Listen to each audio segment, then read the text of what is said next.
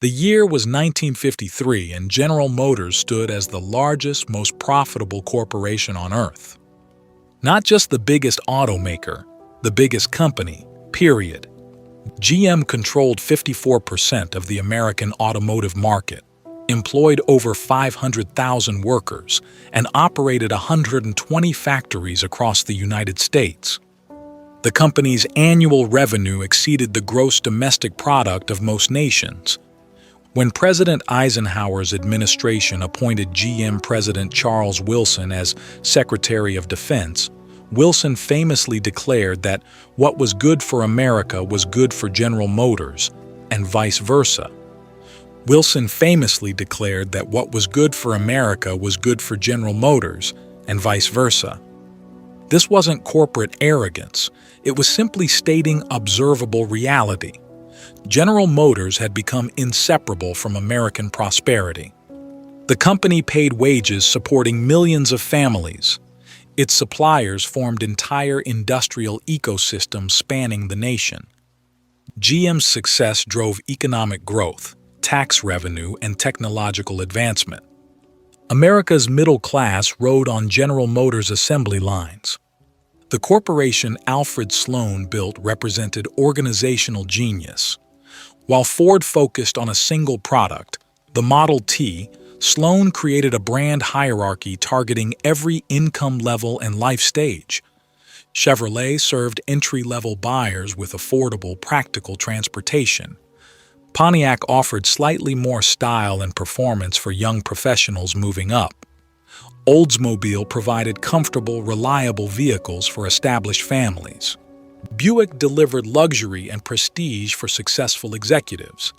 Cadillac crowned the lineup as America's definitive luxury automobile, rivaling anything European manufacturers produced.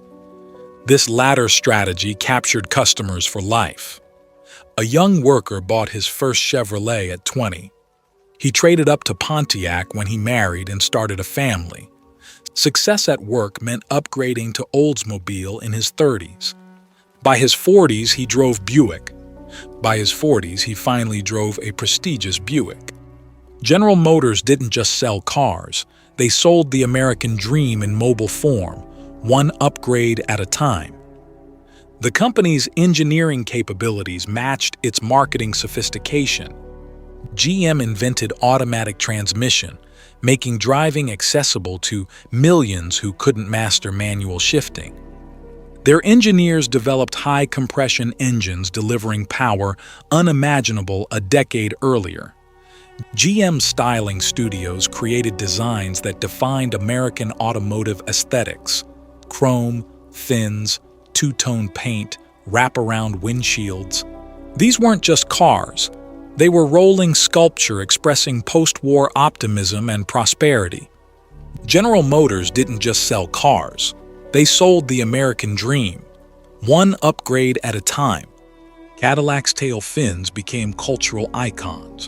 The 1959 Cadillac Eldorado featured fins stretching skyward, rocket-inspired taillights, and enough chrome to build a small aircraft.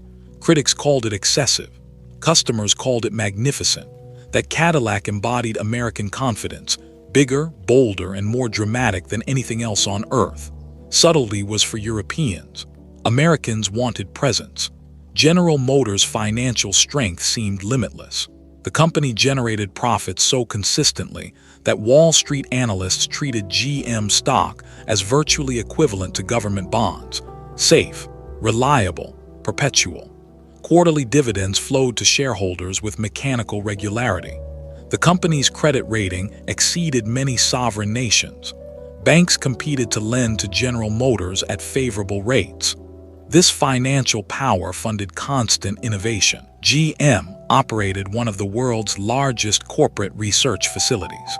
Scientists and engineers worked on everything from engine technology to material science to aerodynamics.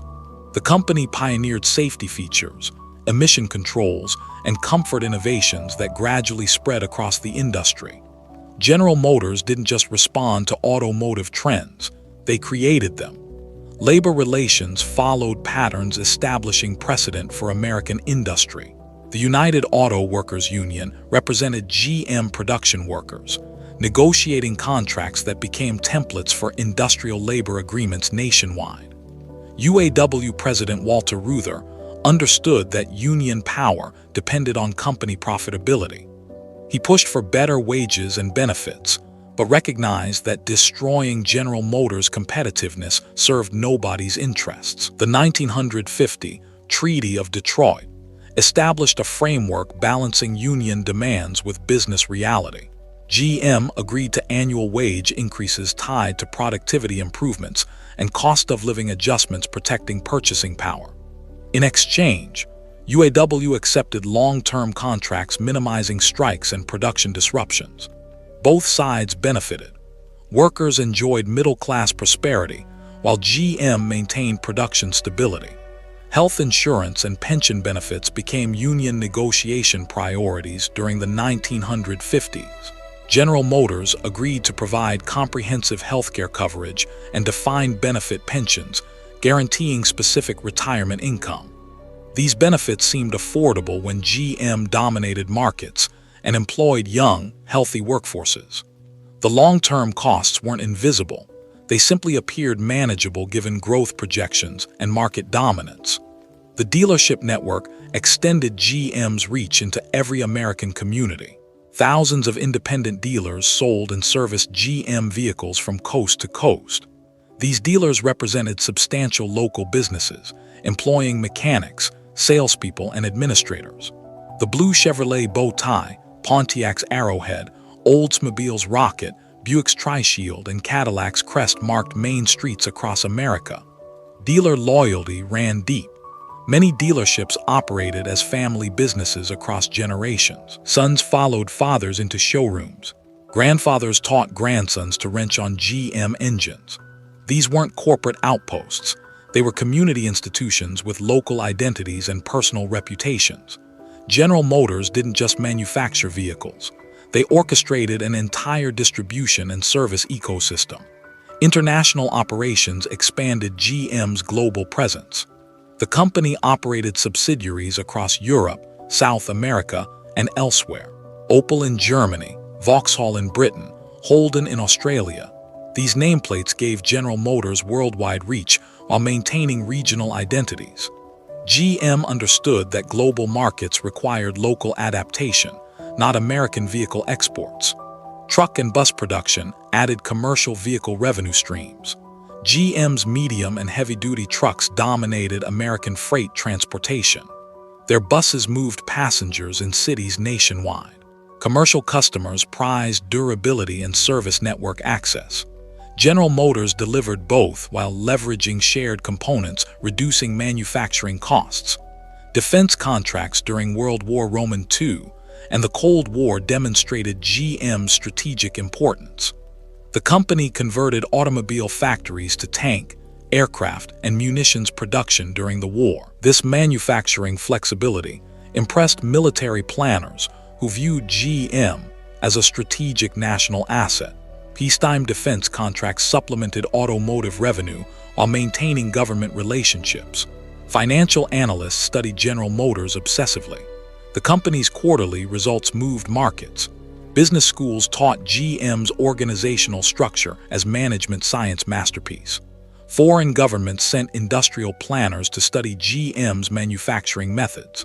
The corporation represented American capitalism's zenith, efficient, profitable, dominant. Yet beneath this overwhelming success, structural problems were accumulating. General Motors' very success created complacency.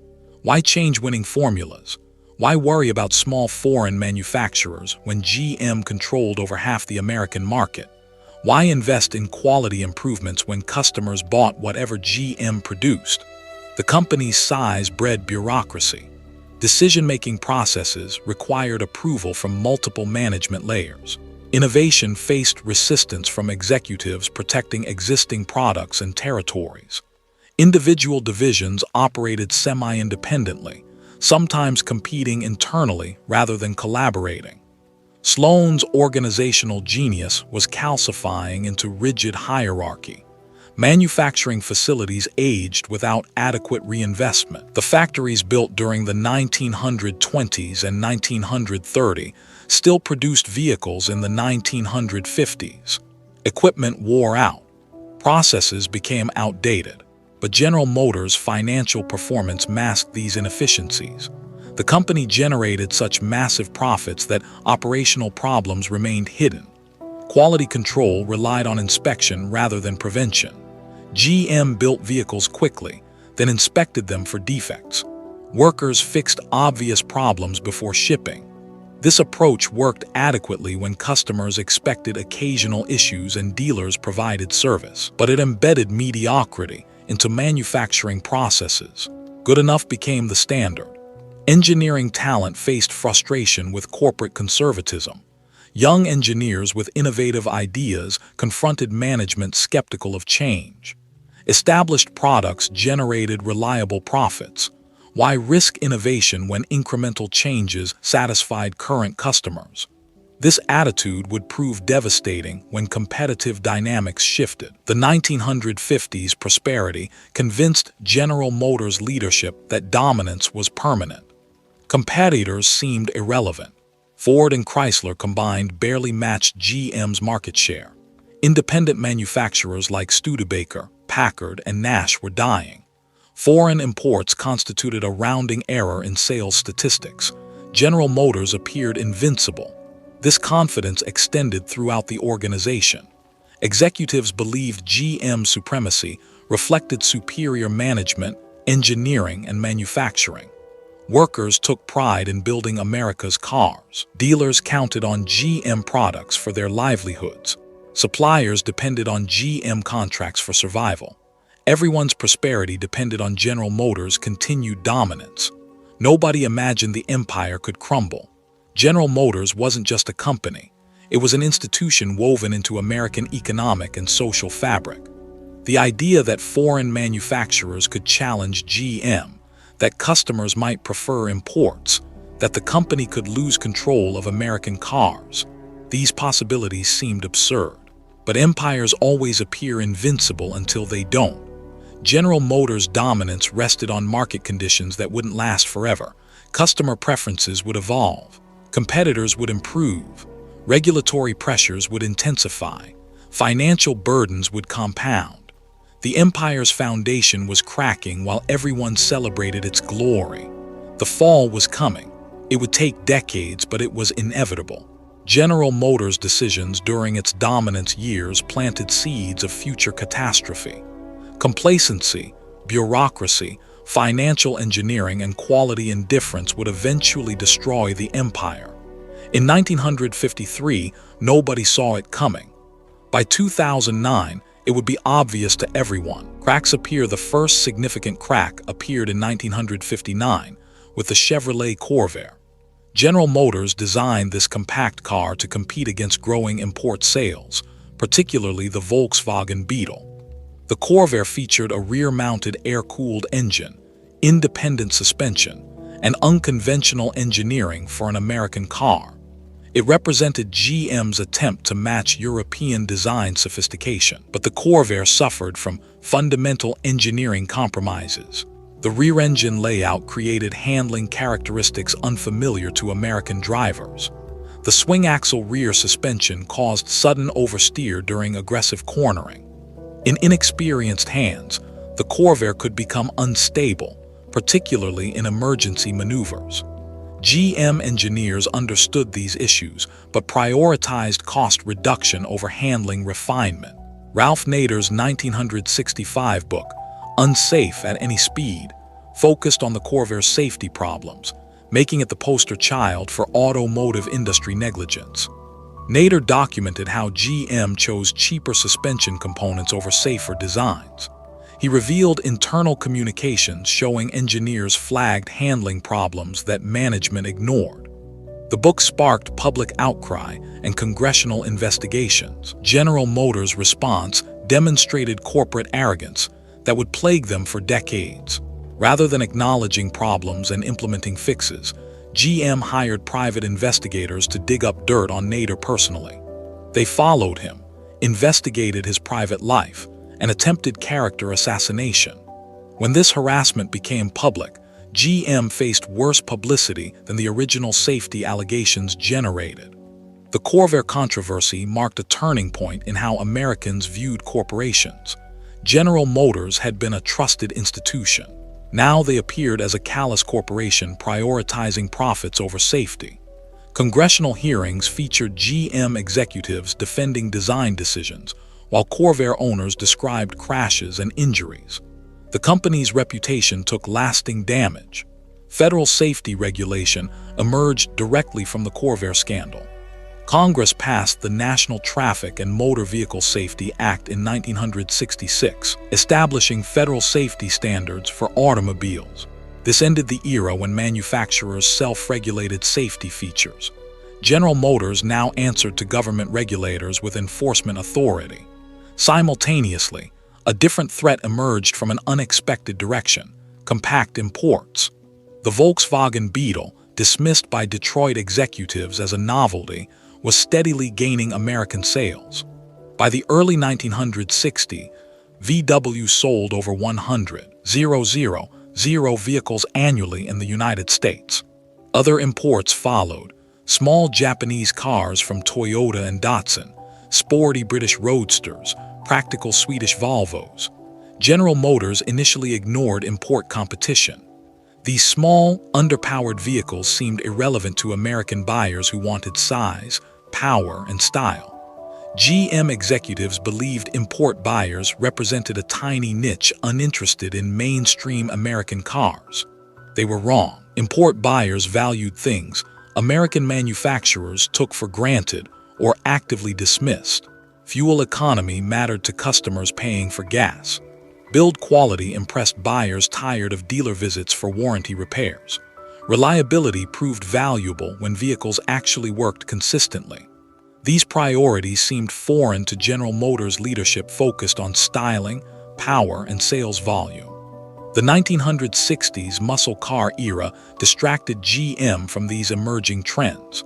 Performance became Detroit's obsession. Chevrolet launched the Super Sport. Pontiac created the GTO. Oldsmobile offered the 442. Buick built the Grand Sport. Even Cadillac flirted with performance variants. These vehicles generated excitement, magazine covers, and showroom traffic. Muscle cars succeeded commercially but reinforced bad habits. They prioritized straight-line acceleration over handling, refinement, or efficiency. They featured powerful engines in existing platforms rather than ground-up engineering. They appealed to narrow demographics while ignoring broader market trends. Most critically, they convinced GM that bigger and faster always won. Manufacturing quality declined during the 1960s as production volume priorities overrode attention to detail. GM measured success by units produced, not customer satisfaction. Assembly line speed increased. Quality control inspections shortened. Workers faced pressure to maintain pace regardless of defects. The company's culture shifted from pride in craftsmanship to obsession with volume. Customers noticed deteriorating quality. New GM vehicles arrived at dealerships with defects requiring immediate repairs. Paint quality declined. Interior trim fit poorly. Electrical systems developed mysterious problems. Engines leaked oil. The company that once set industry quality standards now produced vehicles requiring extensive dealer preparation before sale. Union contracts negotiated during the 1960s embedded long-term financial obligations that would later prove devastating. GM agreed to generous pension formulas, comprehensive healthcare coverage including retirees, and job security provisions limiting management flexibility. These agreements seemed affordable during the boom years, but created unfunded liabilities that would compound for decades. The 1964 and 1967 UAW contracts particularly burdened GM's future. The company agreed to 30 and out retirement. Workers could retire with full pensions after 30 years regardless of age. This meant employees hired at 18 could retire at 48 with full benefits for life. Combined with improving life expectancy, GM committed to funding retirements lasting 30-40 years for workers who'd contributed 30 years. Healthcare benefits became especially problematic.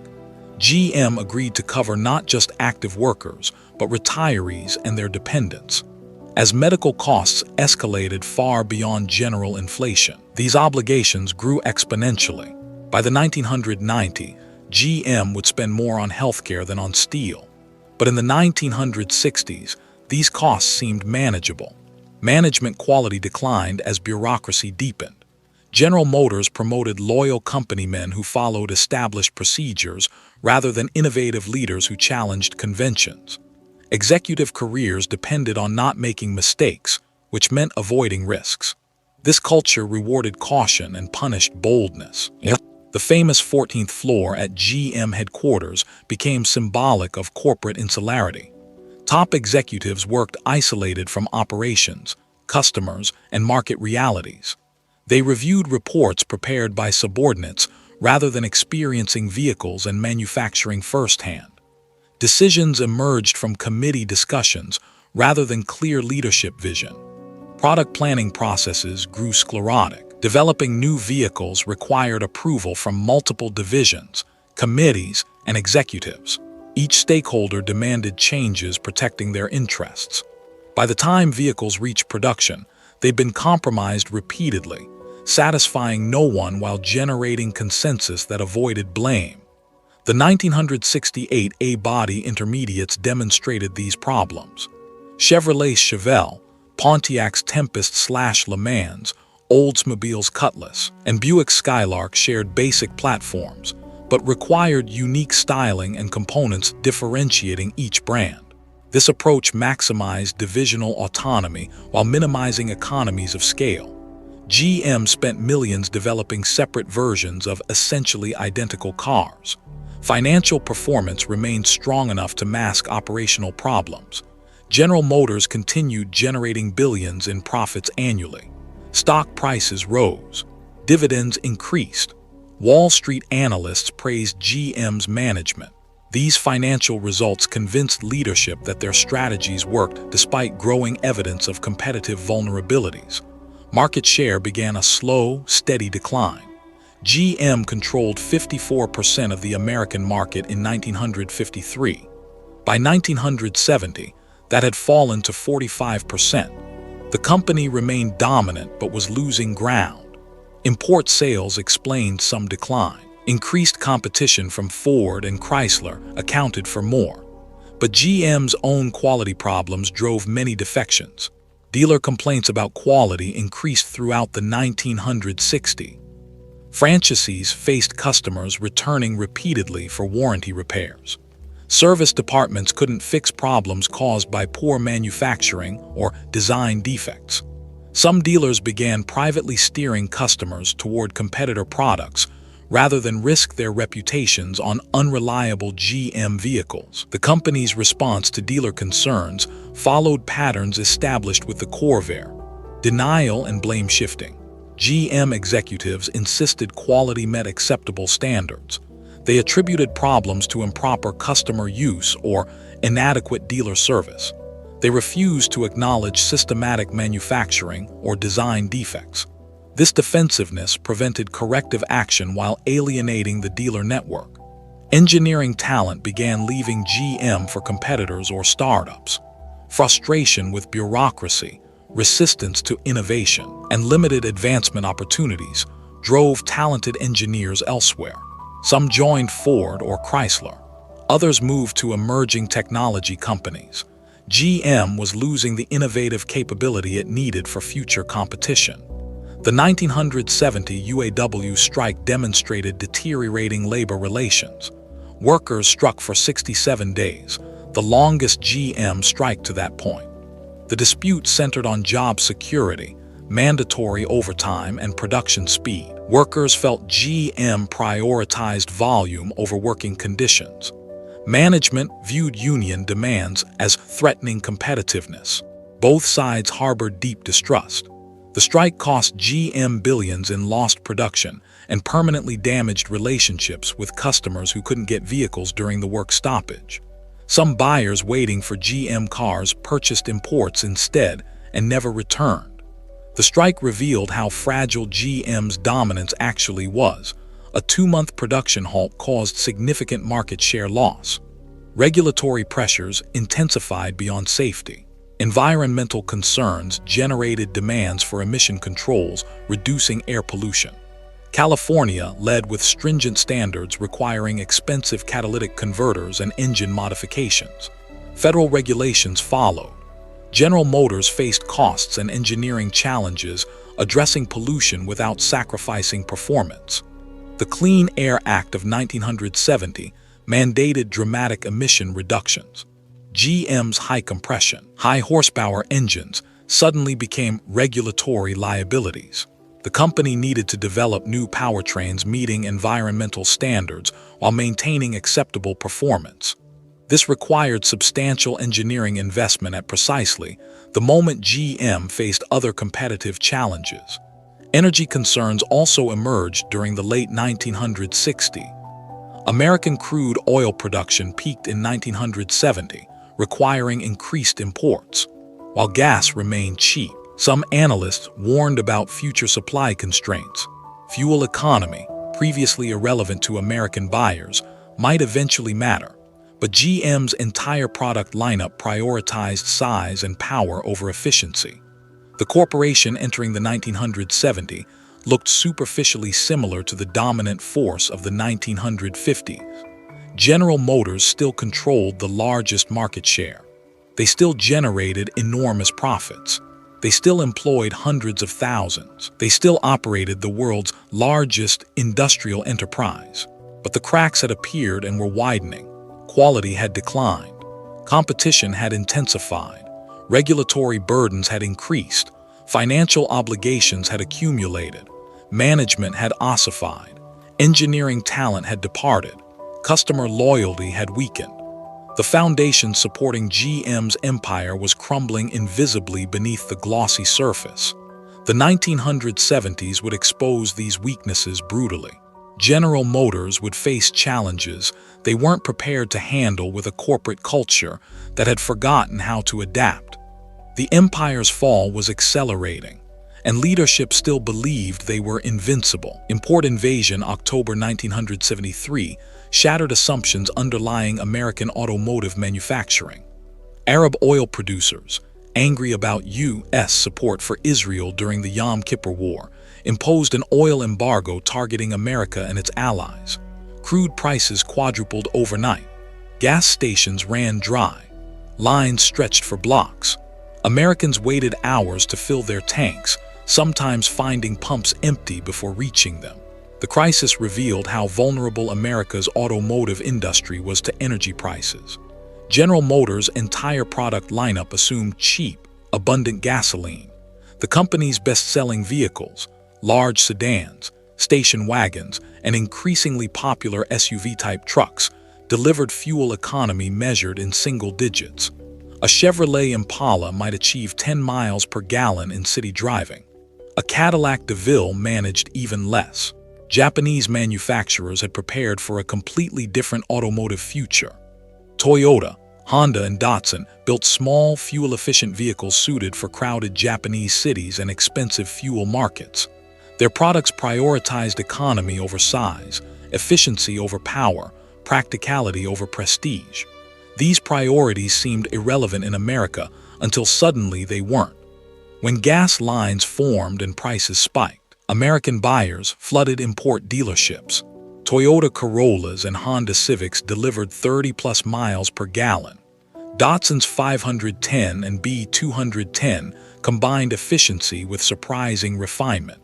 These vehicles cost less to purchase than comparably equipped domestic cars and saved thousands annually in fuel costs. The value proposition became irresistible. General Motors scrambled to respond. They rushed the Chevrolet Vega and Pontiac Astray into production. Compact cars designed to compete directly with imports. But the Vega program illustrated everything wrong with GM's product development culture. The company prioritized speed to market over engineering quality. They mandated cost targets that required compromising reliability. They launched before testing identified fundamental flaws. The Viga's aluminum engine block, innovative in concept, proved disastrous in execution. The cylinder walls wore rapidly, causing excessive oil consumption and eventual engine failure. Rust appeared almost immediately, particularly in northern climates. The car's unibody structure proved weak, developing squeaks and rattles within months. Interior quality felt cheap even by 1970 standards. Viga owners experienced catastrophes. Engines seized on highways. Bodies rusted through before loans were paid off. Electrical systems failed mysteriously. Transmissions slipped and failed. The vehicle that was supposed to counter import invasion instead confirmed Japanese superiority. Viga owners who replaced their cars almost universally chose imports, becoming brand ambassadors for Toyota and Honda. GM's quality problems, manageable when customers had few alternatives, became fatal when reliable imports offered superior options. Japanese manufacturers had spent the 1960s studying American cars' weaknesses and designing vehicles addressing every complaint. Where American cars rusted, Japanese vehicles featured extensive corrosion protection. Where American engines leaked oil, Japanese powertrains stayed clean. Where American electrical systems failed, Japanese electronics worked reliably. Manufacturing philosophies explained much of this quality gap. General Motors built vehicles quickly, then inspected for defects. Japanese manufacturers emphasized building quality into processes, empowering workers to stop production lines when problems appeared. This fundamental difference produced dramatically different results. Toyota's production system, developed over decades, focused on continuous improvement and waste elimination. Every worker contributed suggestions for better methods. Problems were treated as learning opportunities rather than failures to hide. Quality metrics tracked defects per vehicle, with goals approaching zero. This cultural commitment to excellence produced vehicles that simply worked better. American automotive executives visited Japanese factories and dismissed what they observed. They viewed Japanese quality as cultural, something uniquely Japanese that couldn't transfer to American operations. This comfortable belief prevented serious examination of how deeply GM's own culture undermined quality. Import market share climbed relentlessly through the 1970s. Japanese manufacturers controlled 4% of American sales in 1970. By 1980, that had reached 21%. Toyota became the second largest seller in California, surpassing all American manufacturers except GM. Honda Civic became the best-selling compact car. Datsun's 240Z proved Japanese manufacturers could build exciting sports cars, not just economy boxes. European imports also gained ground. Volkswagen's Golf, marketed as Rabbit in America, offered practical versatility in efficient packaging. BMW's 3 Series introduced affordable luxury with sporting character. Mercedes-Benz sold increasing numbers, proving import stigma had vanished. If anything, imports now seemed more prestigious than domestic vehicles. General Motors' response revealed institutional inability to adapt. Rather than fundamentally improving quality and efficiency, GM focused on marketing and styling. They believed better advertising could overcome product deficiencies. They thought cosmetic changes could substitute for engineering excellence. They were wrong. The company's divisional structure prevented effective import competition. Each GM division wanted its own import fighter. Chevrolet developed the Chevette. Pontiac created the T1000. Cadillac eventually offered the Cimarron. These vehicles shared platforms but required separate development, tooling, and marketing. GM spent millions producing inferior copies of Japanese cars. The Chevette particularly symbolized GM's import response failures. This subcompact, based on GM's global T-car platform, featured outdated engineering, crude construction, and minimal features. It felt cheap in every respect. Motor Trend's review concluded the Chevette proved adequate transportation and nothing more. Damning with faint praise was generous. The Chevette was simply bad. Customers who bought Chevettes out of loyalty to American manufacturers or GM specifically found themselves disappointed. The vehicle's poor quality and uninspiring character converted domestic loyalists into import buyers. GM succeeded in driving customers to competitors through its own inadequate products. Pricing strategies failed because GM couldn't match Japanese manufacturing efficiency. Import fighters needed to undercut Japanese prices to offset quality perceptions.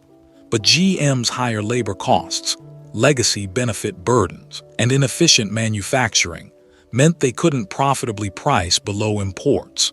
The Chevette cost nearly as much as a Honda Civic while delivering far less value. Dealer networks struggled with import competition. GM dealers had invested in facilities, parts inventory, and technician training for domestic vehicles. Servicing imports required different expertise. Many dealers resented Japanese success and displayed hostility toward import owners. This attitude drove potential customers away rather than winning them back. Some GM dealers added import franchises alongside their domestic brands. A Chevrolet dealer might also sell Toyotas or Hondas. These dealers quickly discovered that import customers returned more satisfied, required fewer warranty repairs, and exhibited greater brand loyalty. The contrast between GM and import ownership experiences became painfully obvious. Used car values reflected quality differences. 3-year-old Hondas and Toyotas retained 60-70% of original value. Comparable GM vehicles lost 50-60%. This depreciation gap meant import buyers paid less for ownership, even if purchase prices exceeded domestic equivalents. Financial analysts recognized imports as superior investments. Corporate average fuel economy regulations, enacted in 1975, forced GM to improve fleet efficiency. The law mandated manufacturers meet specific miles per gallon averages across all vehicles sold. Failure meant financial penalties. CAFE regulations pushed GM towards smaller, more efficient vehicles whether they wanted to build them or not. But GM's engineering culture struggled with fuel efficiency. Their expertise centered on building powerful V8 engines, not economical 4-cylinders. Attempts to meet CAFE standards through engine downsizing produced gutless, unsatisfying vehicles. A V6 in a full-size sedan felt slow and overworked. 4-cylinder midsize cars lacked adequate power for highway merging. Japanese manufacturers had decades of experience building efficient, responsive small engines. Their 4-cylinder powertrains delivered adequate performance while achieving impressive fuel economy. Honda's CVCC engine met emission standards without catalytic converters through clever engineering. Toyota's engines felt smooth and refined despite modest displacement. Japanese engineering excellence embarrassed GM's efforts. The 1979 energy crisis, triggered by Iranian Revolution disruptions, repeated 1973 dynamics with worse impacts. Gas lines returned. Prices spiked higher. Import dealerships couldn't keep vehicles in stock. Customers paid premiums above sticker price for immediate delivery. Japanese manufacturers allocated production carefully, leaving dealers frustrated by insufficient inventory. General Motors dealers watched customers defect en masse during the second crisis. Buyers who'd remained loyal despite growing import temptation reached breaking points when gas prices doubled. They traded large American sedans for compact Japanese vehicles. Many never returned to GM showrooms. Market research during this period delivered devastating findings.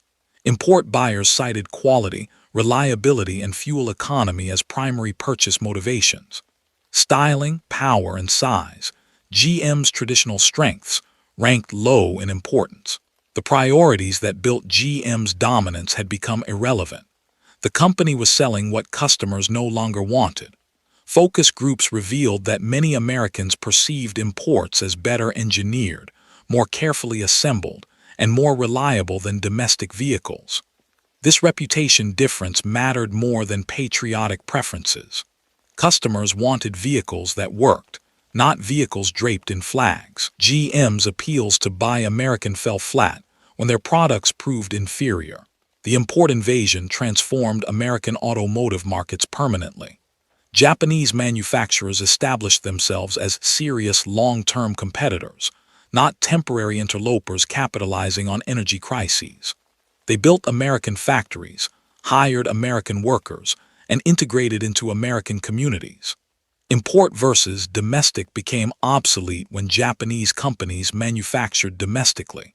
General Motors' market share continued eroding. The company controlled 45% of American sales in 1970.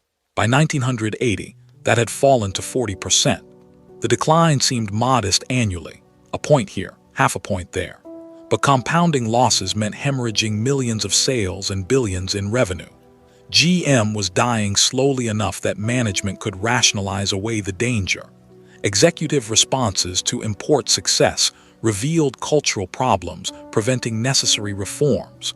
GM leaders attributed Japanese advantages to currency manipulation, lower labor costs, and unfair trade practices. These excuses contained partial truth but missed larger realities.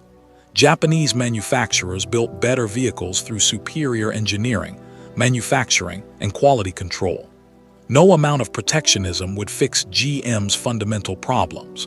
The corporation's financial performance masked declining competitive position. GM remained highly profitable through the 1970s despite market share losses. Higher prices on remaining sales generated adequate margins. Financial analysts focused on quarterly earnings rather than strategic market position. Wall Street remained satisfied even as GM's long-term prospects deteriorated. But those quarterly profits came from financial engineering rather than operating excellence. GM was leveraging brand loyalty accumulated over decades, while simultaneously destroying that loyalty through poor products.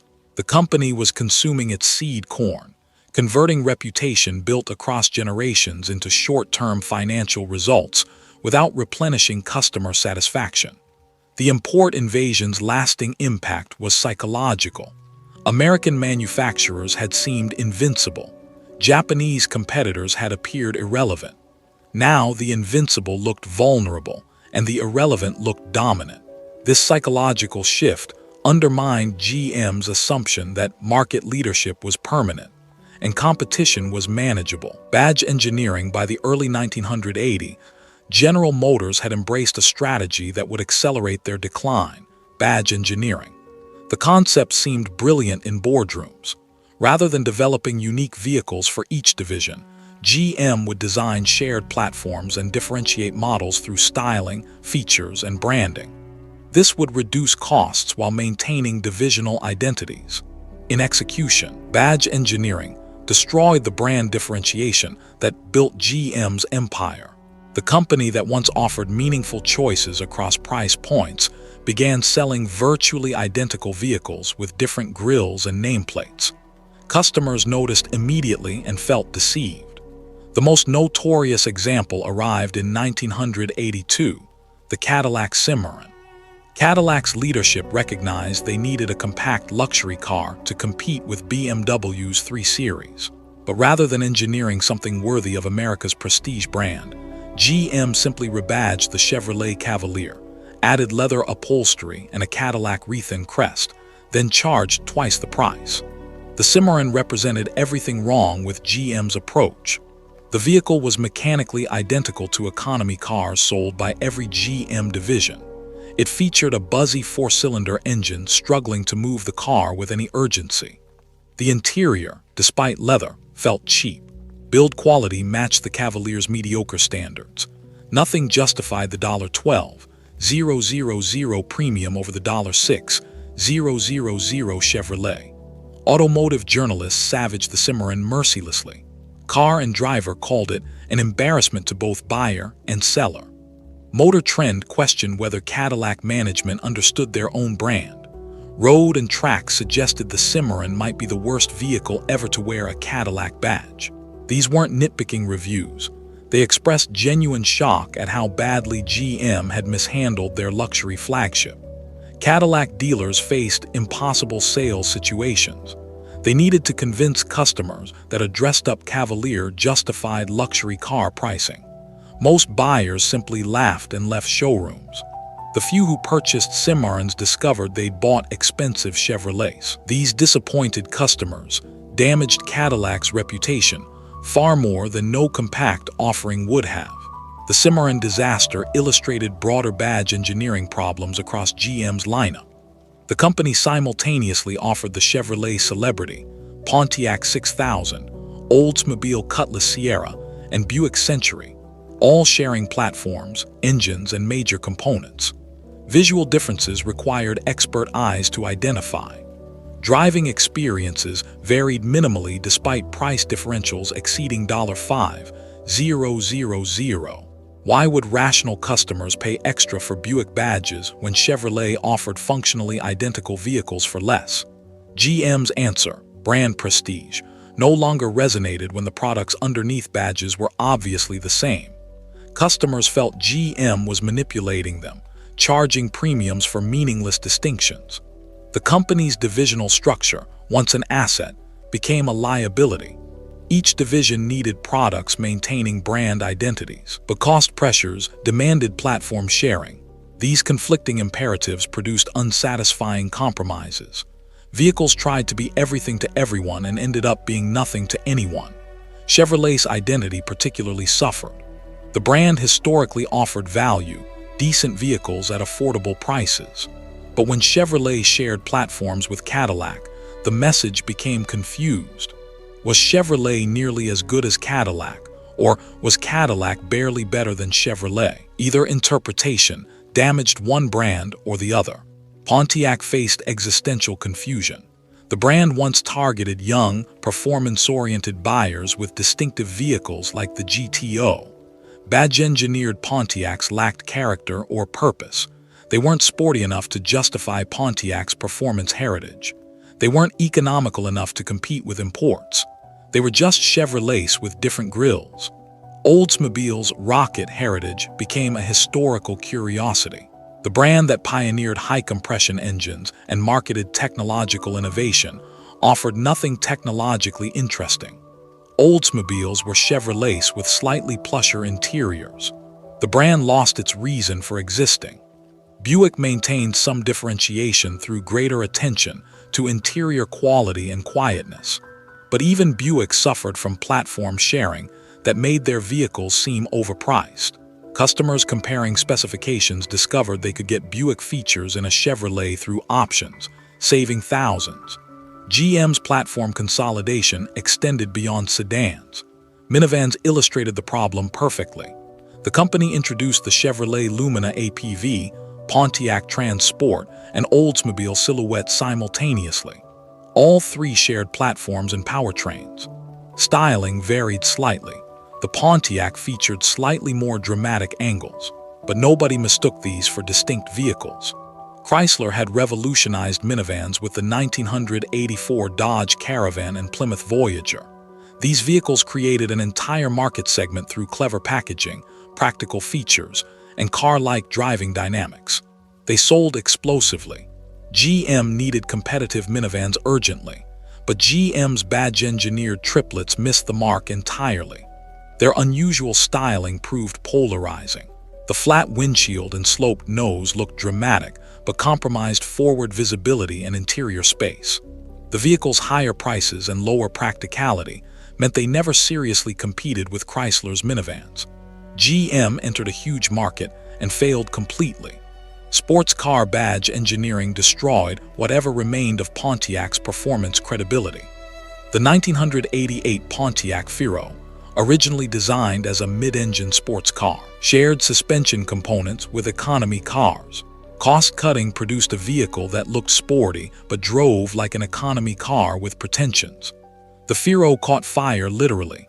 Engine fires plagued early production, and figuratively in consumer satisfaction surveys. Even Corvette, Chevrolet's halo sports car, faced badge engineering threats. GM executives proposed sharing Corvette platforms with Cadillac sports models. Corvette engineers resisted successfully. But the fact that GM management even considered it revealed how completely cost-cutting logic had overtaken product integrity. Manufacturing quality continued deteriorating as GM rushed badge-engineered products to market. The company produced more models with shared components, but each variant required unique tooling, parts, and assembly procedures. This complexity overwhelmed quality control systems. Defect rates increased even as GM touted manufacturing efficiency improvements. Dealer frustration with badge engineering boiled over at regional meetings.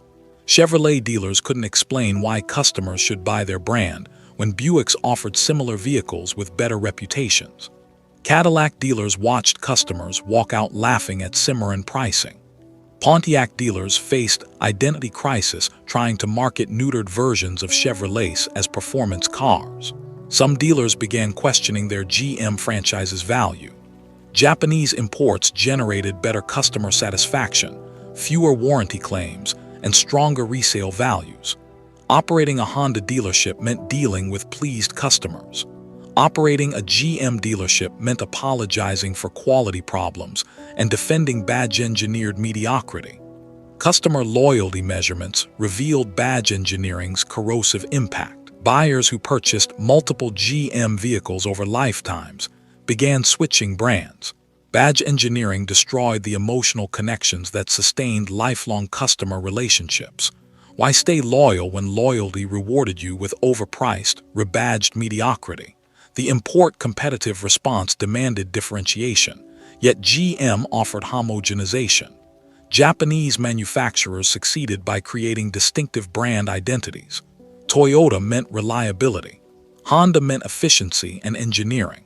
Nissan meant value. Mazda meant driving enjoyment. Each brand offered clear reasons to choose them. GM's brands meant nothing distinct. They were all General Motors, badge-engineered, quality-challenged, overpriced, and indistinguishable. Customer clinic studies showed buyers couldn't identify vehicles makes with badges removed. Cars that looked and drove identically couldn't maintain brand premium pricing. Financial analysts eventually recognized badge engineering's false economy. GM saved development costs by sharing platforms but lost revenue through brand degradation. A customer who once bought a $25,000 Buick now bought a $15,000 Chevrolet because they recognized both were essentially identical. Multiply that $10,000 difference by millions of transactions and badge engineering became enormously expensive. The strategy also limited pricing flexibility. When economy slows and customers seek value, badge engineering meant GM couldn't differentiate premium brands, maintaining margins from volume brands competing on price. Every GM division competed on essentially the same terms, creating internal competition that benefited nobody. European manufacturers pursuing similar strategies suffered comparable problems. Volkswagen's attempt to share platforms across VW, Audi, Seat, and Skoda created tensions between value and premium positioning. But Europeans generally maintained better differentiation through engineering and features. GM's badge engineering proved cruder and more obvious. Engineering talent became demoralized. Talented designers and engineers joined automotive companies wanting to create distinctive vehicles customers loved. Badge engineering reduced them to creating trim variations. Creative professionals who wanted to build the next Corvette instead designed different grilles for essentially identical sedans. The best engineers left GM for companies where their work mattered. Some joined import manufacturers building American factories. Others moved to smaller specialty manufacturers. A few started their own companies. GM was hemorrhaging the innovative capability needed to recover competitiveness. Product planning became exercises in spreadsheet optimization. Executives focused on parts sharing percentages and platform commonality metrics. Customer satisfaction, brand identity, and competitive differentiation became secondary considerations. GM was optimizing themselves into irrelevance. By the late 1980s, General Motors offered the broadest model lineup in their history while providing customers fewer meaningful choices than ever. The company produced dozens of vehicles that were fundamentally the same. Badge engineering had transformed America's most successful automaker into a bloated bureaucracy, churning out rebadged mediocrity. Financial gains, as General Motors' automotive competitiveness declined, the company increasingly relied on financial engineering to maintain profitability. This shift from manufacturing excellence to financial manipulation would prove fatal when economic conditions turned. The transformation began innocently. GM had always operated a financing arm, General Motors Acceptance Corporation, providing loans to customers purchasing vehicles. GMAC profits supplemented automotive revenue. This made business sense. Selling cars and financing purchases created vertically integrated revenue streams. But during the 1980s, GMAC importance grew beyond supporting auto sales. The division's profits often exceeded automotive operating profits. GM was making more money lending money than building cars. This troubled nobody when both businesses thrived, but it revealed dangerous priorities when automotive losses needed financial division profits for coverage. GM acquired Electronic Data Systems in 1984 for $2.5 billion. Ross Perot's data processing company seemed like a strategic fit. GM needed information technology modernization. EDS provided IT expertise. The acquisition would theoretically improve GM systems while generating profits from EDS serving other clients. But the merger never delivered promised synergies. EDS operated independently, frustrating GM executives seeking transformation. Perot publicly criticized GM's bureaucracy and management quality. The culture clash between EDS's entrepreneurial approach and GM's corporate hierarchy created constant tension. GM essentially bought an expensive IT contractor rather than transformative capability. The Hughes aircraft acquisition followed in 1985. GM paid $5 billion for the defense contractor, arguing that aerospace technology would advance automotive development. The logic seemed plausible. Military electronics could improve automotive systems. Aerospace materials might reduce vehicle weight. Defense contracts would diversify revenue streams. Reality proved disappointing. Hughes operated in completely different markets with distinct skills and challenges. Aerospace technology rarely transferred usefully to automotive applications. The cultures couldn't reconcile. GM was acquiring companies in unrelated industries, while their core automotive business deteriorated. These acquisitions revealed strategic confusion. General Motors was the world's largest automaker struggling with Japanese competition, quality problems, and market share losses. Rather than focusing obsessively on automotive excellence, they pursued diversification into data processing and aerospace. The company was avoiding difficult automotive challenges by acquiring businesses in completely different sectors. Financial analysts questioned GM's diversification strategy. Why should investors wanting automotive exposure buy GM stock when substantial value derived from IT and defense businesses? If GM's automotive operations were troubled, wouldn't shareholders prefer investing directly in successful technology or aerospace companies? The company's market capitalization began diverging from its underlying business values. Analysts valued GM's divisions separately: automotive manufacturing, GMAC Finance, EDS Data Processing, Hughes Aerospace. Summing these parts exceeded GM's total market value, suggesting investors viewed the corporate structure as destroying value rather than creating it. This conglomerate discount reflected investor skepticism about GM management's ability to operate diverse businesses. Successful diversified companies create synergies where combined operations generate more value than separate entities. GM seemed to be destroying value through unfocused sprawl and bureaucratic overhead. Meanwhile, GM's automotive operations required massive capital investment for competitive recovery. The company needed new factories, modern equipment, and substantial product development funding. But capital allocation battles pitted automotive needs against other divisions. Hughes wanted funds for defense contracts. EDS sought IT infrastructure investment. Automotive operations competed internally for resources. Pension and healthcare obligations were growing faster than revenues. GM's defined benefit pensions promised specific retirement incomes regardless of investment returns. Healthcare coverage for retirees and their dependents expanded as medical costs escalated. These obligations, negotiated when GM was dominant and profitable, were becoming unmanageable as market share and margins declined. The company's actuary reports showed unfunded liabilities growing steadily. GM promised benefits exceeding assets set aside to pay them. Accounting rules allowed amortizing these shortfalls over decades, keeping them off balance sheets. But the obligations were real and growing.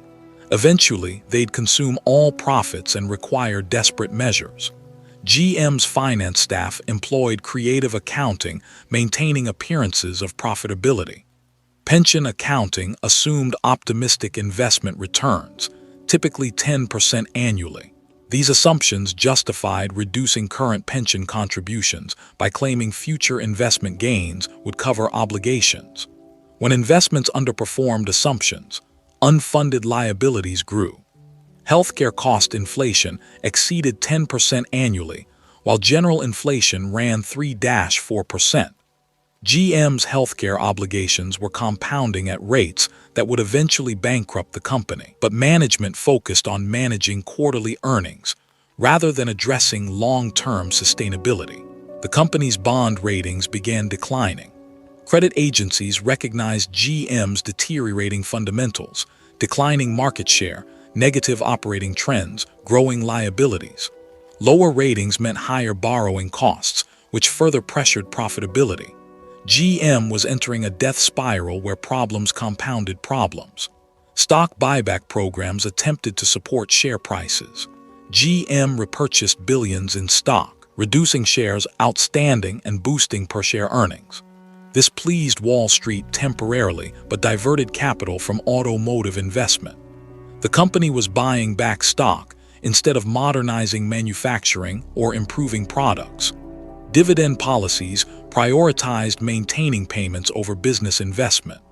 GM had paid consistent dividends for decades. Cutting them would signal distress and crash the stock price.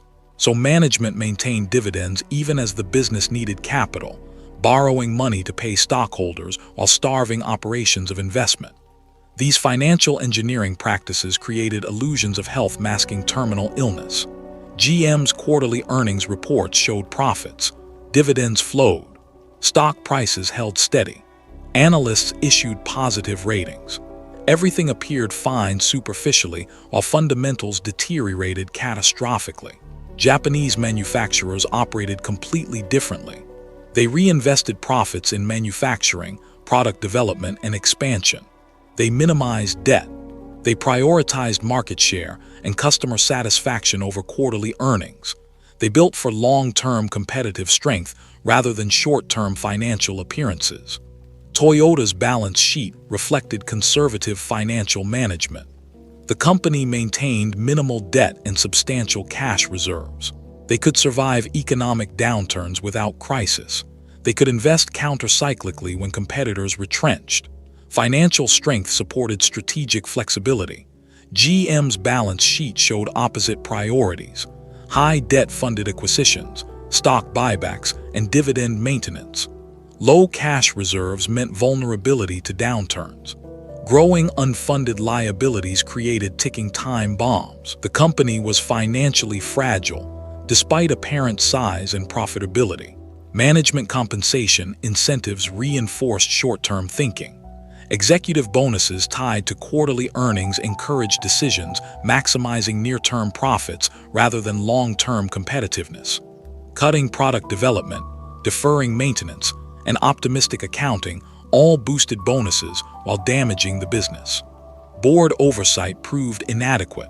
Directors came from business backgrounds but often lacked automotive industry expertise.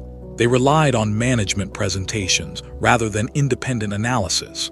Compensation committee structures incentivized executives to prioritize stock prices over operational excellence. The culture of financial manipulation infected product decisions. When new vehicle development exceeded budgets, cost-cutting mandates compromised quality. When sales lagged projections, incentive spending artificially maintained volume. Financial considerations overrode engineering and marketing judgment routinely.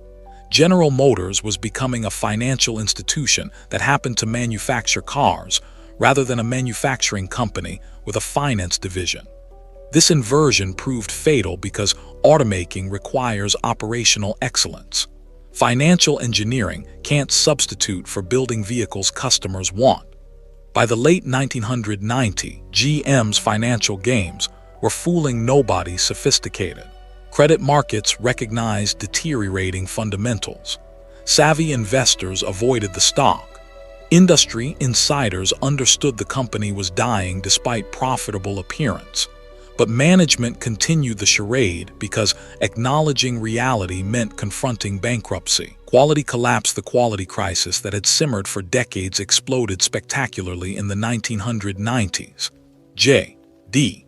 Power's initial quality studies, which measured problems reported during the first 90 days of ownership, consistently ranked GM brands near the bottom. Toyota and Honda dominated the top rankings. The gap wasn't marginal, it was enormous. A typical Toyota Camry generated 80 problems per 100 vehicles. A Chevrolet Malibu generated 145. That meant Malibu buyers were nearly twice as likely to experience problems compared to Camry owners. Multiply this across millions of vehicles, and GM was generating billions in warranty costs while destroying customer satisfaction. The problems weren't exotic failures requiring diagnostic expertise. They were obvious, irritating defects that shouldn't exist in new vehicles. Interior trim pieces that rattled or fell off. Electrical systems that malfunctioned randomly. Paint that chipped easily. Transmissions that shifted harshly. These basic failures signaled fundamental manufacturing incompetence. Consumer Reports reliability ratings devastated GM's remaining credibility. The influential magazine recommended avoiding most GM vehicles due to reliability concerns. They highlighted specific problems: engine failures, transmission troubles, electrical gremlins, documented through subscriber surveys. Millions of readers trusted Consumer Reports more than GM's advertising. The contrast with import reliability became impossible to ignore. Honda Accords routinely exceeded 200,000 miles with minimal repairs. Toyota Corollas required only scheduled maintenance for years. Lexus vehicles redefined luxury car reliability. Meanwhile, GM vehicles needed frequent dealer visits for warranty repairs, then expensive fixes after warranties expired.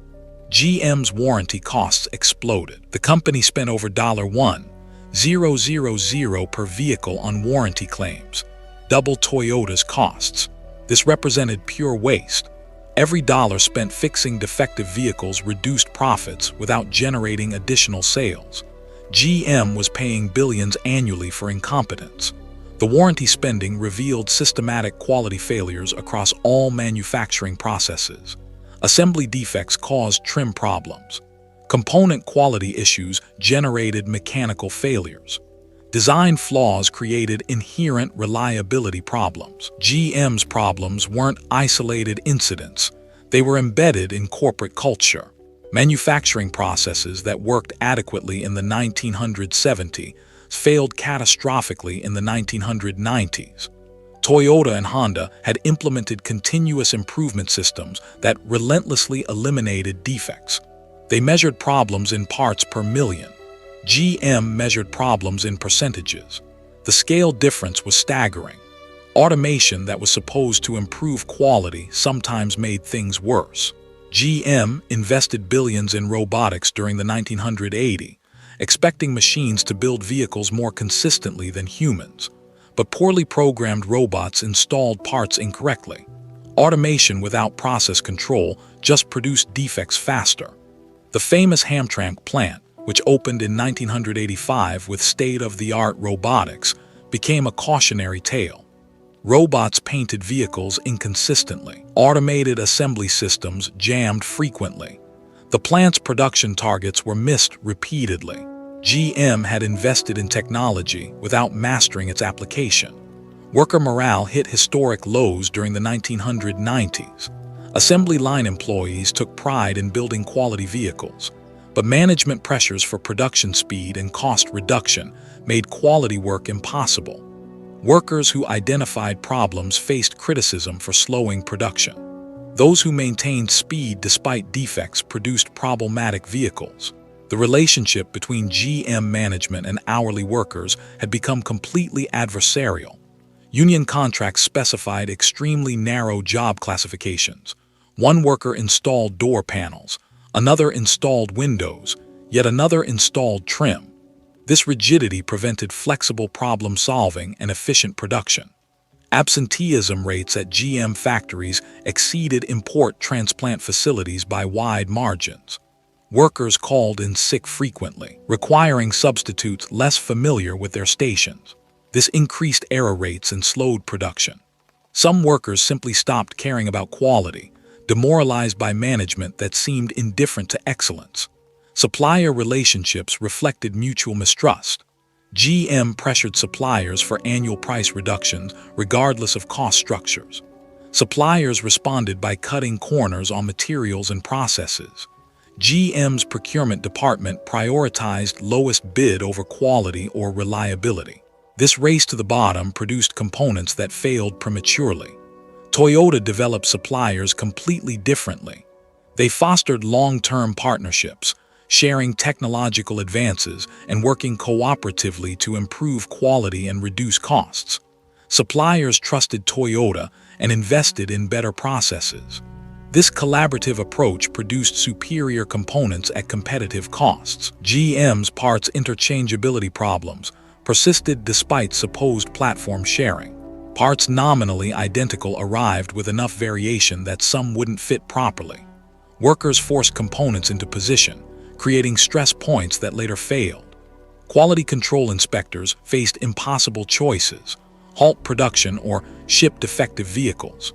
Product development processes that required 4 years from concept to production meant GM continuously launched outdated vehicles. Import competitors completed development in 3 years or less. By the time GM models reached showrooms, competitors had responded with improvements. GM was always fighting the last war. The development timeline problems stemmed from bureaucracy. Every decision required multiple approval levels. Committees reviewed designs repeatedly. Finance departments demanded cost reductions mid-development. Divisions fought over components and branding. Promising designs emerged as compromised disappointments after committee processes finished. Vehicle recalls became routine embarrassments. Ignition switches that turned off while driving, fuel tanks that ruptured in crashes, airbags that deployed accidentally. These safety defects killed people and destroyed whatever remained of GM's credibility. The company that once set industry standards now couldn't build safe vehicles consistently. The ignition switch scandal particularly damaged GM's reputation. Defective switches caused engines to turn off unexpectedly, disabling power steering and brakes. The defect caused numerous accidents and at least 13 deaths. GM knew about the problem for over a decade but didn't order recalls, prioritizing cost savings over safety. When the ignition switch failures became public in 2014, congressional investigations revealed systematic cover-ups. GM employees had identified the defect but didn't pursue recalls because they'd require expensive repairs. Internal communications showed callous cost-benefit analysis where executive prioritized avoiding recall expenses over preventing deaths. Quality problems cascaded into customer service nightmares. Owners experiencing problems found dealer service departments unhelpful or incompetent. Warranty claims were denied on technicalities. Repairs failed to fix underlying problems. Customer satisfaction surveys ranked GM dealers among the worst for service quality. The used car market reflected quality perceptions brutally. 3-year-old GM vehicles lost 60% of their value, while comparable Hondas and Toyotas retained 55–60%. This depreciation gap meant GM vehicles cost more to own despite lower purchase prices. Rational economic analysis favored imports. Fleet buyers, once GM's reliable customers, defected to more reliable brands. Rental car companies needed vehicles that withstood abuse while requiring minimal maintenance. GM vehicles failed these tests. Enterprise, Hertz, and other major rental companies shifted purchasing toward Hondas and Toyotas. Corporate fleet managers made similar switches. When companies analyzed life cycle costs, purchase price, maintenance, repairs, resale value, GM vehicles proved expensive despite lower acquisition costs. Businesses choosing based on financial analysis rather than loyalty overwhelmingly preferred imports. The quality collapse accelerated GM's market share decline. The company controlled 40% of American sales in 1980. By 2000, that had fallen to 28%. Quality problems explain much of this decline. Customers who tried GM vehicles and experienced quality problems switched to imports and never returned. Bankruptcy rode the 2000s brought challenges that exposed GM's vulnerabilities fatally. Rising gasoline prices, increased competition, economic downturns, and legacy cost burdens combined to push the company toward bankruptcy. SUV dependence became a strategic liability. During the 1990s, GM had profited enormously from sport utility vehicle sales. Models like the Chevrolet Suburban, GMC Yukon, and Cadillac Escalade generated massive per-unit profits. The company became addicted to SUV margins, neglecting fuel-efficient vehicle development. When gas prices spiked to $4 per gallon in 2008, SUV sales collapsed. Customers couldn't afford operating vehicles averaging 12 miles per gallon. Used SUV values plummeted as desperate owners tried selling them. GM's most profitable product line vanished almost overnight. The company lacked competitive alternatives. GM's small car offerings, the Chevrolet Cobalt, Pontiac G5, Saturn Ion, were mediocre products years behind Honda and Toyota equivalents. When customers fled large vehicles, they fled to import brands offering superior small cars. GM's truck plant capacity suddenly became massive overcapacity.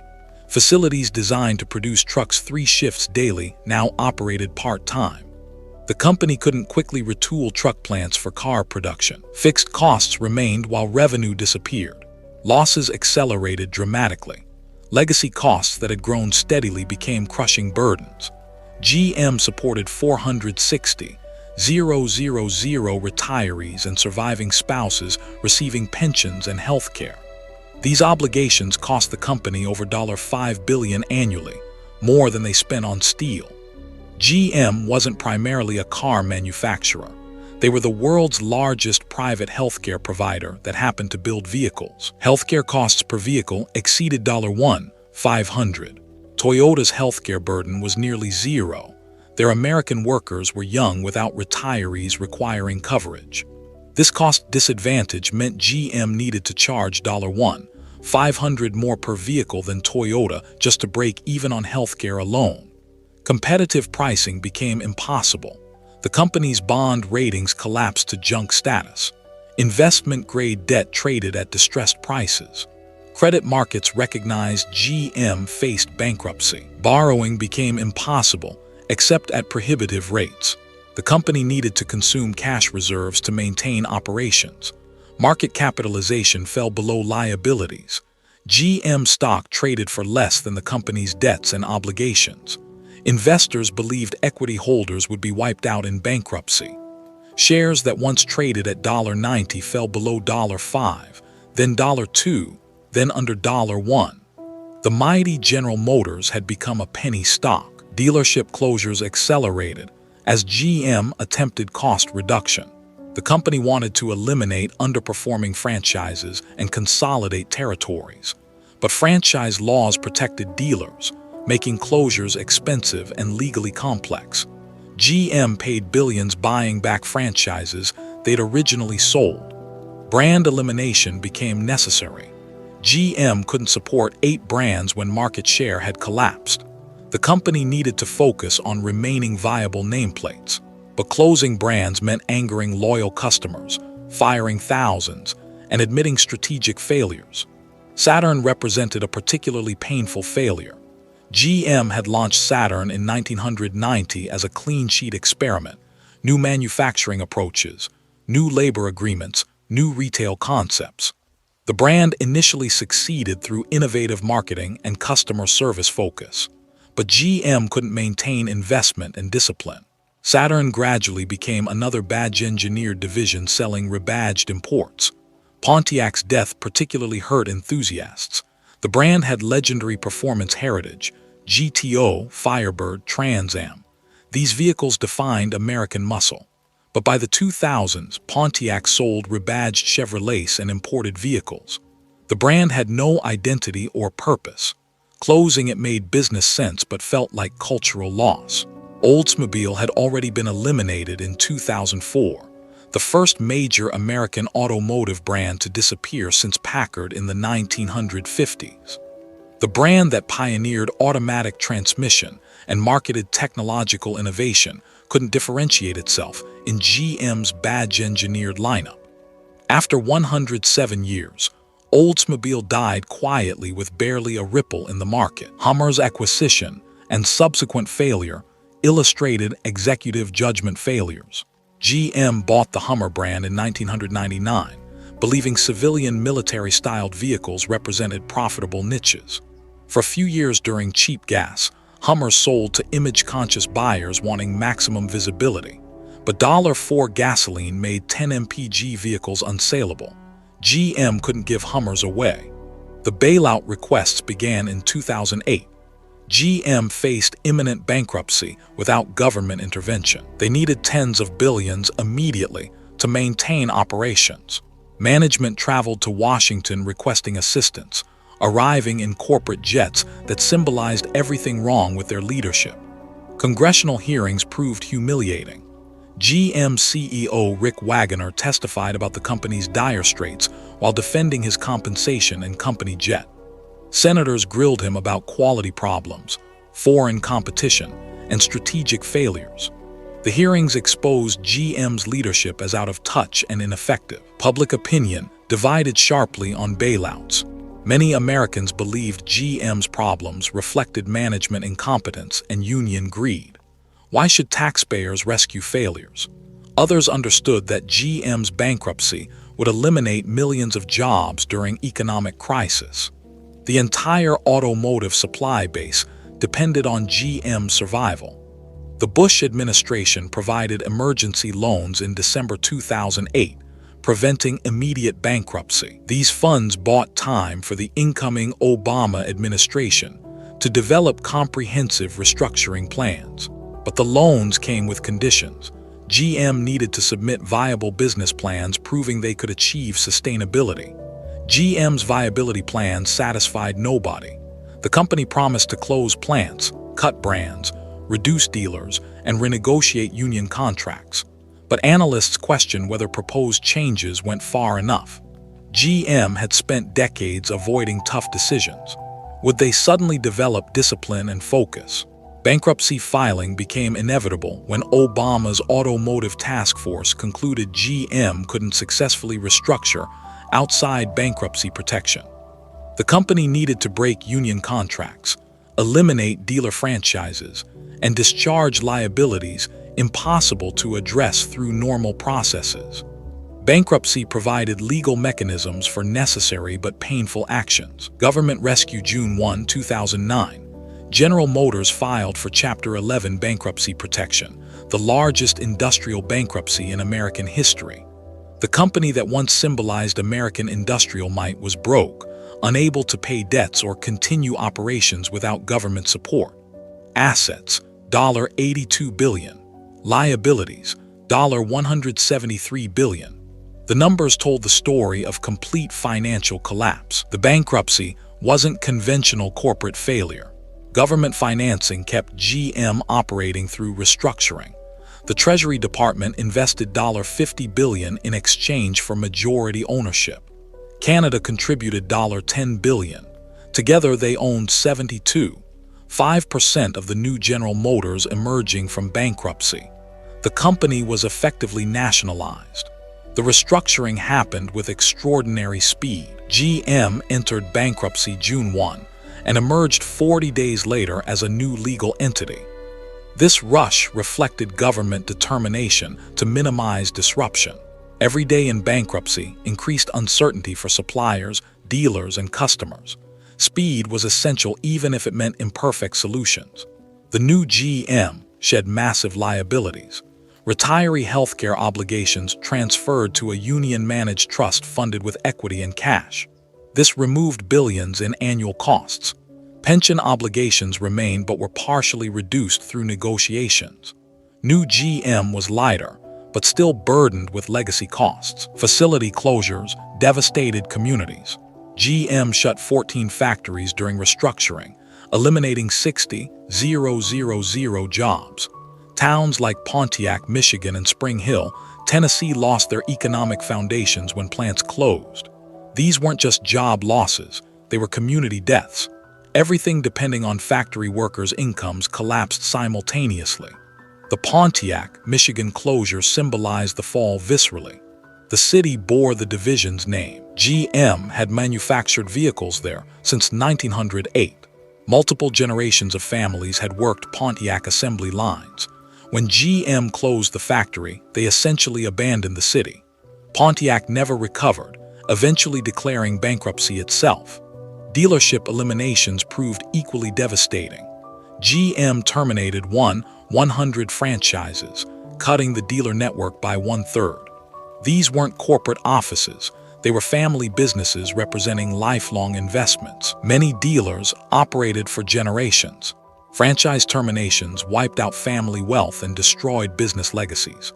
Franchise laws required GM compensate dealers for terminations, but compensation never matched lost business value. Dealers forced out after decades building customer bases and community reputations felt betrayed. Many sued, though bankruptcy law limited recovery. The dealer network that once loyally represented GM became embittered. Brand eliminations proceeded as planned. Pontiac, Saturn, Hummer, and Saab all disappeared.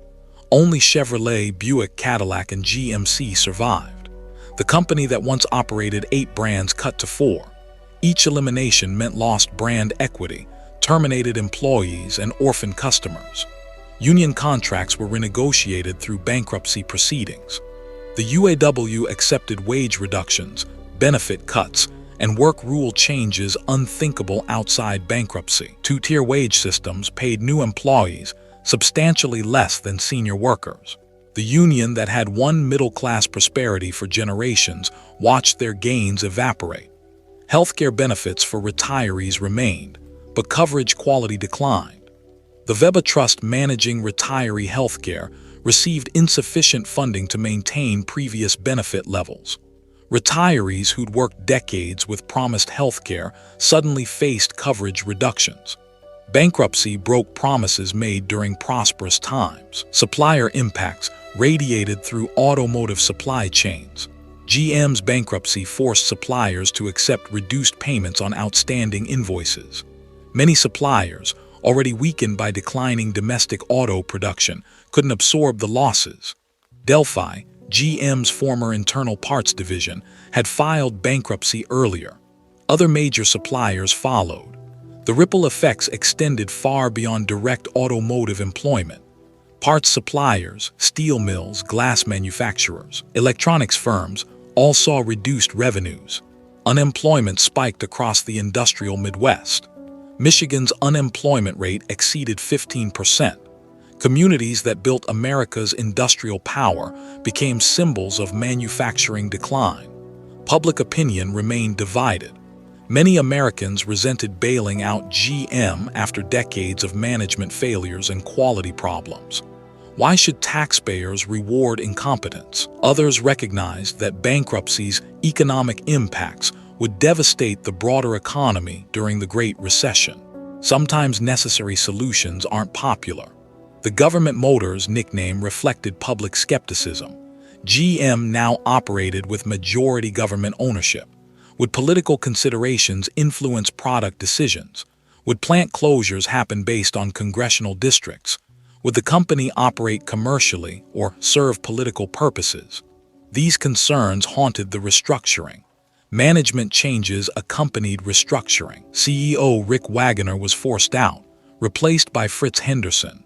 When Henderson failed to implement changes fast enough, Ed Whitaker took over despite no automotive experience.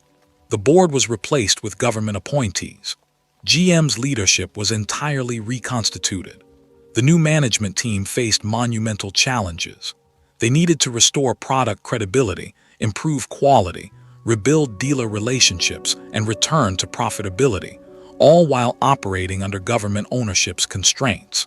Success required balancing commercial imperatives with political realities. Product development accelerated. GM rushed the Chevrolet Volt, an extended-range electric vehicle, into production. The Volt represented GM's technological future, innovative powertrains, environmental responsibility, engineering excellence. The company needed visible proof they could compete technologically. The Volt launched in 2010 to mixed reception. Automotive journalists praised its engineering sophistication. Environmental advocates celebrated electric vehicle advancement.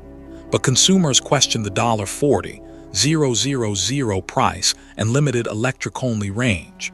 Sales disappointed expectations. GM was trying to leapfrog competitors but couldn't execute flawlessly.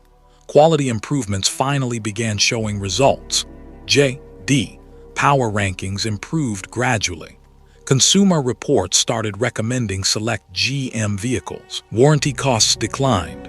These improvements came too late to prevent bankruptcy, but suggested GM might finally be addressing decades-old problems. The company's financial performance recovered surprisingly quickly. By 2011, GM reported annual profits. They repaid government loans ahead of schedule. Market share stabilized. The company that was dying 2 years earlier was suddenly viable. Critics questioned whether bankruptcy had been necessary. Supporters argued bankruptcy enabled the turnaround by allowing tough decisions. Government's exit strategy required selling Treasury's equity stake, but timing proved difficult. GM stock traded below the price where government would break even on its investment. Selling immediately meant realizing losses. Waiting risked political backlash from prolonged ownership. The government started gradually reducing its position in 2012. The final government shares were sold in December 2013. Treasury recovered roughly $39 billion of its $50 billion investment, realizing an $11 billion loss. Critics called this proof that bailouts failed. Supporters noted that lost tax revenue and unemployment costs from GM's liquidation would have exceeded $11 billion many times over. GM's post-bankruptcy decade showed mixed results. The company remained a major manufacturer employing hundreds of thousands. They produced vehicles that competed more credibly with imports. Quality improved substantially. They invested in electric and autonomous vehicle technologies. By many measures, GM had recovered, but the company never regained its dominant market position. GM US market share stabilized around 17%, less than half their 1960s dominance. They remained profitable but not dominant. The empire was gone forever, replaced by a smaller, leaner, but still sizable competitor. The human costs of GM's decline never disappeared. Workers who lost jobs during restructuring often never found comparable employment. Retirees saw promised benefits reduced. Communities decimated by factory closures remained economically depressed decades later. The middle-class prosperity GM once provided evaporated. The fall of General Motors stands as American industrial history's most significant decline. From the world's largest, most powerful corporation to bankrupt ward of the state, it demonstrates how quickly dominance can evaporate when companies prioritize short-term financial results over operational excellence, when bureaucracy replaces innovation, when arrogance supersedes customer focus. The lessons resonate beyond automotive manufacturing. Market leadership isn't permanent. Past success doesn't guarantee future survival. Quality matters more than quarterly earnings. Customer satisfaction drives long-term prosperity. Organizations that stop adapting eventually die, regardless of how mighty they once appeared. General Motors learned these lessons painfully. The empire fell. What remains is something smaller, humbler, and hopefully wiser about how easily control can be lost.